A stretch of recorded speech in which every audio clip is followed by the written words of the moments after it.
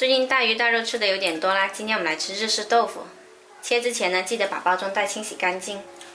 切的时候，我们连着包装袋中间一切，然后轻轻一推，豆腐就出来啦。再把它切成大块。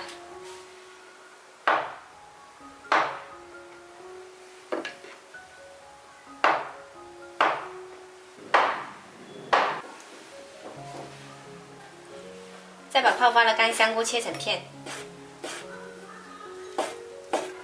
这里我还准备了有提前剁好的肉末。起锅热油，把日式豆腐放进来，煎到表面金黄。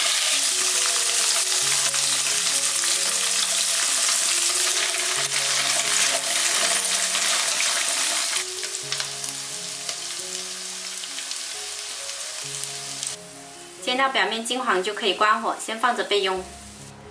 重新起锅热油，把我们的肉末跟香菇放进来炒香。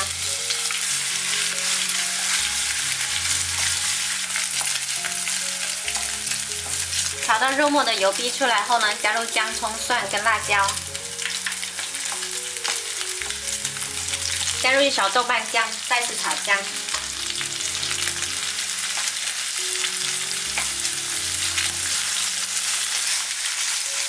接着加入1小碗开水，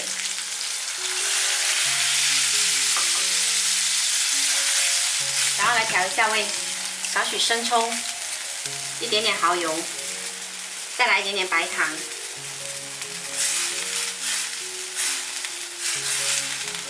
煮开后加入日式豆腐，焖煮3分钟。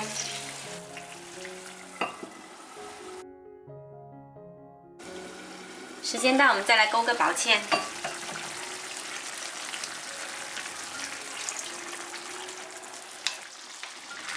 轻轻翻动一下，然后再撒上葱花，我们这一锅香喷喷的香辣玉子豆腐包就做好啦。